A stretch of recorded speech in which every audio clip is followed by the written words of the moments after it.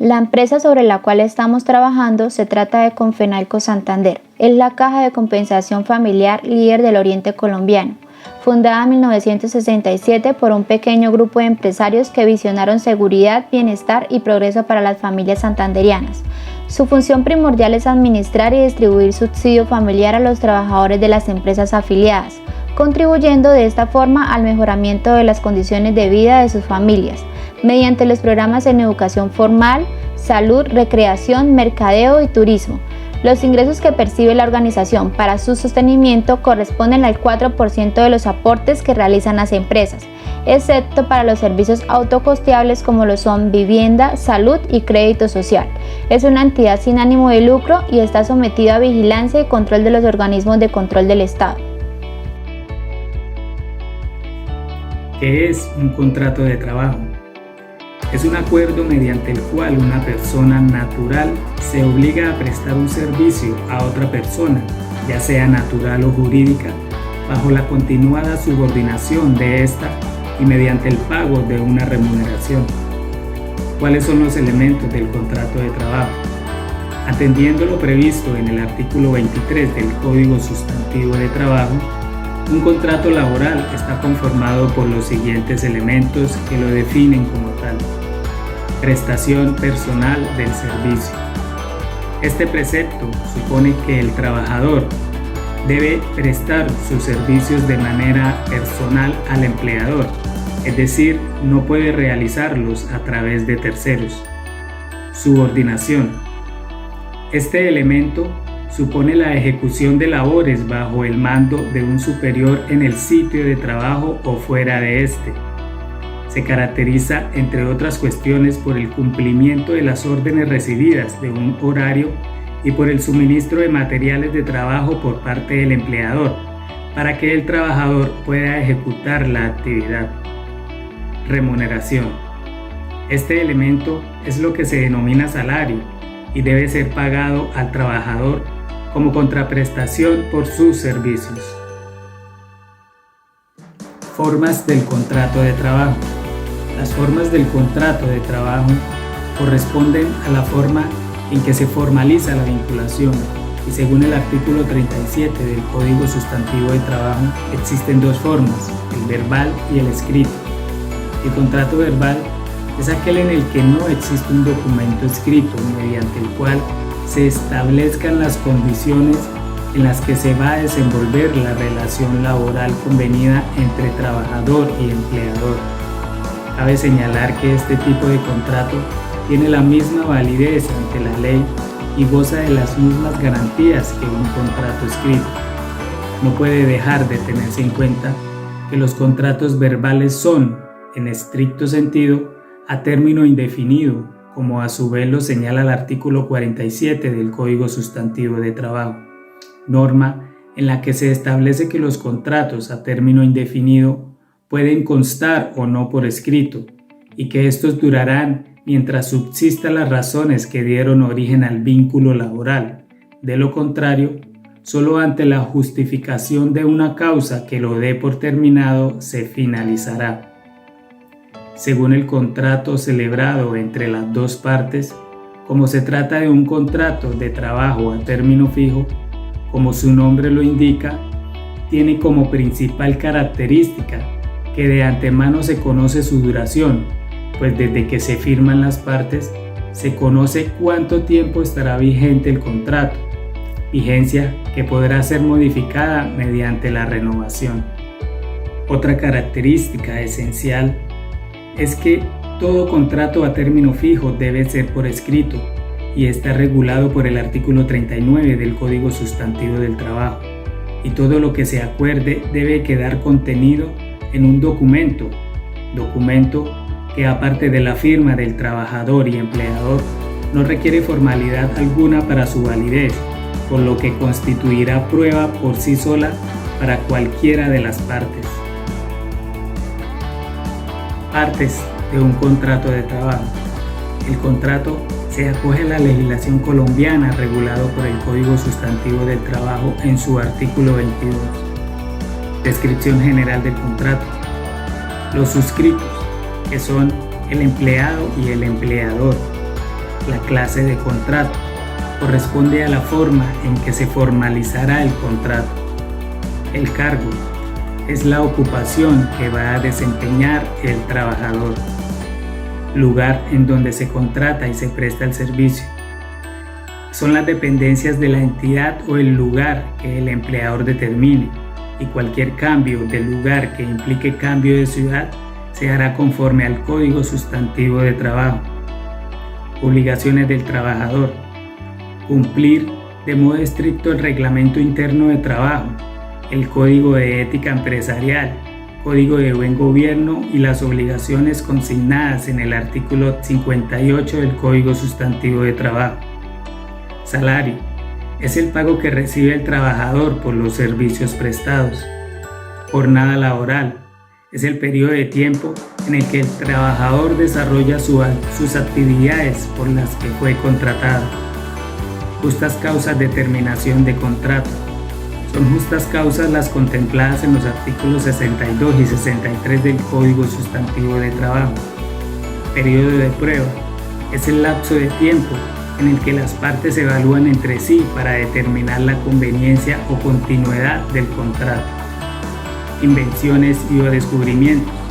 Cualquier mejora a los procesos de la entidad que se realicen durante el periodo de vigencia del contrato pertenecerán únicamente al empleador según el artículo 539 del Código de Comercio. Confidencialidad. Será absoluta confidencialidad a todo lo que se tenga acceso al empleador en el desempeño de su labor. Preaviso terminación de contrato. Se hará por informado según lo estipulado en el artículo 46 del Código Sustantivo de Trabajo. Las medidas de mejoramiento son aquellas que permiten mejorar la condición de los contratos, cuya finalidad sea la búsqueda de la estabilidad del contratante y del contratado, priorizando las oportunidades de mejoramiento y a establecer planes de beneficios mutuos. Esto hace referencia a la salud y seguridad laboral de las dos partes.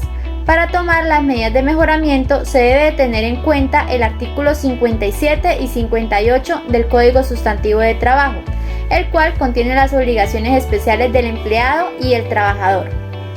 El artículo 57 nos habla acerca de las obligaciones especiales del empleador, en donde encontramos, primero, poner a disposición de los trabajadores, salvo estipulación en contrario, los instrumentos adecuados o las materias primas necesarias para la realización de sus labores. Segundo, procurar a los trabajadores locales apropiados y elementos adecuados de protección contra los accidentes y enfermedades profesionales, en forma de que se garantice razonablemente la seguridad y salud del trabajador. Tercero, prestar inmediatamente los primeros auxilios en caso de accidente o de enfermedad. A este efecto, en todo establecimiento, taller o fábrica que ocupe habitualmente más de 10 trabajadores, deberá mantener lo necesario según reglamentación de las autoridades sanitarias. Cuarto, pagar la remuneración pactada en las condiciones, periodos y lugares convenidos. Quinto, guardar absoluto respeto a la dignidad personal del trabajador, a sus creencias y a sus sentimientos. Sexto, conceder al trabajador las licencias necesarias para el ejercicio del sufragio. Séptimo, dar al trabajador que lo solicite la expiración del contrato, una certificación en la que conste el tiempo del servicio, la índole de la labor y el salario devengado. E igualmente, si el trabajador lo solicita, hacerle practicar examen sanitario y darle certificación sobre el particular. Octavo, pagar al trabajador los gastos razonables de venida y de regreso si para prestar sus servicios lo hizo cambiar de residencia, salvo si la terminación del contrato se origina por culpa o voluntad del trabajador. Noveno, cumplir el reglamento y mantener el orden, la moralidad y el respeto a las leyes. Décimo, conceder al trabajador, en caso de fallecimiento de su cónyuge, compañero o compañera permanente o de un familiar hasta el grado segundo de consanguinidad, primero de afinidad y primero de civil, una licencia remunerada por el luto de 5 días hábiles, cualquiera sea su modalidad de contratación o de vinculación laboral. La grave calamidad doméstica no incluye la licencia por luto que trata en este numeral. Cabe resaltar que este hecho deberá demostrarse mediante documentos pedidos por la autoridad competente dentro de los 30 días siguientes a la ocurrencia. 11. Conceder en forma oportuna a la trabajadora en estado de embarazo la licencia remunerada consagrada en el numeral 1 del artículo 236. El artículo 58 nos habla acerca de las obligaciones especiales del trabajador, en donde tenemos, primero, realizar personalmente la labor en los términos estipulados, observando los preceptos del reglamento y acatando y cumpliendo órdenes e instrucciones que de modo particular la imparta el empleador o sus representantes según el orden jerárquico establecido. Segundo, no comunicar con terceros, salvo la autorización expresa, las informaciones que tenga sobre su trabajo, especialmente sobre las cosas que sean de naturaleza reservada o cuya divulgación pueda ocasionar perjuicios al empleador, lo que no obsta para denunciar delitos comunes o violaciones del contrato o de las normas legales del trabajo ante las autoridades competentes. Tercero, conservar y resistir un buen estado, salvo el deterioro natural de los elementos e instrumentos que le hayan sido facilitados y las materias primas sobrantes. Cuarto, guardar rigurosamente la moral en las relaciones con sus superiores y compañeros. Quinto, comunicar oportunamente al empleador las observaciones que estime contundentes a evitarle daños y perjuicios. Sexto, prestar la colaboración posible en caso de siniestro o de riesgo inminente que afecte o amenace las personas o cosas de la empresa o el establecimiento.